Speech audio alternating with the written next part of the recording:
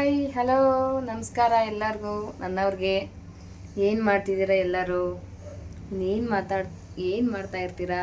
ಹಬ್ಬ ಮಾಡ್ತಾ ಇರ್ತೀರ, ಸಂಕ್ರಾಂತಿ ಹಬ್ಬ ಅಲ್ವಾ? ನಾವು ಮಾಡಬೇಕು.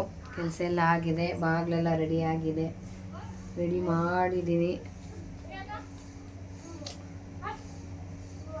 ನಮ್ಮ ದೊಡ್ಡಮ್ಮಗೆ ಹುಷಾರಿಲ್ಲ, ಇವಾಗಲೇ ಹೋಗಬೇಕು, ನಾಳೆ ಹೋಗ್ಬೇಕೋ ಗೊತ್ತಿಲ್ಲ. ಸಿಕ್ಕಾಪಟ್ಟೆ ಹುಷಾರಿಲ್ಲ, ಫೋನ್ ಮೇಲೆ ಫೋನ್ ಬರ್ತಾ ಇದೆ. ಹಬ್ಬ ಮಾಡೋ ಮೂಡಿಲ್ಲ, ಏನು ಮಾಡೋದು ಗೊತ್ತಿಲ್ಲ. ತುಂಬ ಬೇಜಾರು. ಯಾಕಂದರೆ ನಮ್ಮನ್ನೆಲ್ಲ ಸಾಕಿ ಸಲಹಿದ್ದು ಅವರೇನೆ. ಅನ್ನ ಇಲ್ಲದ ಟೈಮಲ್ಲಿ, ಹಣ ಇಲ್ಲದ ಟೈಮಲ್ಲಿ ಅನ್ನ ತಿನ್ನಿಸ್ಕೊಂಡು, ಬೇಕಾಗಳನ್ನೆಲ್ಲ ಕೊಡಿಸ್ಕೊಂಡು ಸಾಕಿದ್ರು ಚಿಕ್ಕವರಿಂದ. ಆದರೆ ಇವತ್ತು ಇಲ್ದಂಗೆ ಆಗ್ತಾರೆ, ಅದು ತುಂಬ ಬೇಜಾರು. ಒಬ್ಬೊಬ್ಬರು ನಾವೇನು ಮಾಡ್ತೀವಿ ಅಂದರೆ ಹಚ್ಕೊಂಡ್ಬಿಟ್ಟಿರ್ತೀವಲ್ಲ, ಅದು ಅವರಿಲ್ಲ ಅಂದಾಗ ಹೆಂಗೆ ಆಗುತ್ತೆ ನೋವು, ಅದು ಅವರು ಅನುಭವಿಸೋರಿಗೆ ಗೊತ್ತು.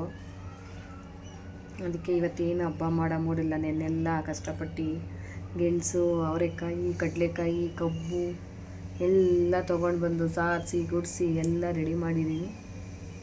ಆದರೆ ಅಷ್ಟೊತ್ತಿಗೆ ನ್ಯೂಸ್ ಬಂತು, ನೀರು ಬಿಟ್ಟರೆ ನೀರೇ ಹೋಗ್ತಿಲ್ಲಂತೆ.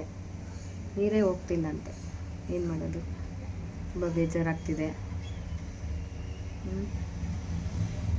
ಈಗ ಹೋಗಬೇಕು, ಅದಕ್ಕೆ ಸ್ನಾನ ಮಾಡೋದ, ಏನು ಮಾಡೋದು, ಯಾವಾಗ ಫೋನ್ ಬರುತ್ತೆ ಅಂತಲೇ ಗೊತ್ತಿಲ್ಲ.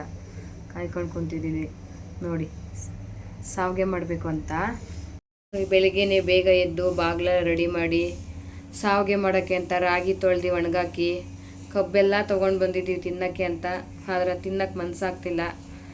ಏನು ಈಗಲೋ ಆಗಲೋ ಅಂತ ನ್ಯೂಸ್ ಬರುತ್ತೆ ಅಂತ ಫೋನ್ ಬಂದಿತ್ತು. ಇದನ್ನೇ ಯೋಚನೆ ಮಾಡ್ಕೊಂಡು ಕುಂತಿದ್ದೀನಿ. ಪಟ್ಟೆ ಬೇಜಾರಾಗ್ತಾಯಿದೆ, ಏನು ತಿನ್ನೋಕ್ಕೂ ಮನಸ್ಸಾಗ್ತಿಲ್ಲ.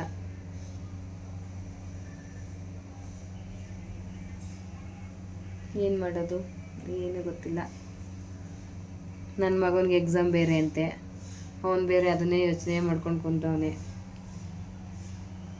ಏನು ಓದಿದ್ರು ತಲೆಗತ್ತಲ್ಲಮ್ಮ ಅಂತಾನೆ. ಇವಂದು ಈಗೋಳು, ಊರಿಂದ ನ್ಯೂಸು.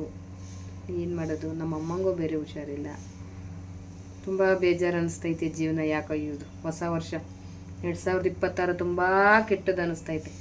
15 ದಿವಸಕ್ಕೆ 15 ಕಷ್ಟಗಳು ಬಂದುಬಿಟ್ವು. ಹೇಳ್ಕೊಂಡಿಲ್ಲ ಅಷ್ಟೇ. ಇನ್ನು ವರ್ಷ ಪೂರ್ತಿ ಹೆಂಗೆ ಮೇಂಟೈನ್ ಮಾಡಬೇಕು ಇದನ್ನು ನನಗಂತೂ ಗೊತ್ತಿಲ್ಲ. 2025 ಚೆನ್ನಾಗಿತ್ತು, ದೇವ್ರು ಯಾವ ಕಷ್ಟನೂ ಕೊಡಲಿಲ್ಲ. ಇದು ಯಾಕೋ 2026 ಕಷ್ಟ ಆಗುತ್ತೆ ಅನ್ನಿಸ್ತಾ ಇದೆ. ನೀವೆಲ್ಲ ಹಬ್ಬ ಮಾಡ್ತಾಯಿದ್ದೀರಾ? ಮಾಡಿ. ಈ ವರ್ಷ ಇರ್ತೀವಿ, ಮುಂದಿನ ವರ್ಷ ಇರಲ್ಲ. ಇರುವಾಗ ಮಾಡ್ಕೋಬೇಕು.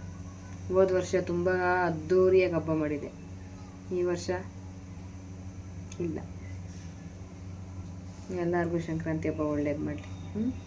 ಬಾಯ್.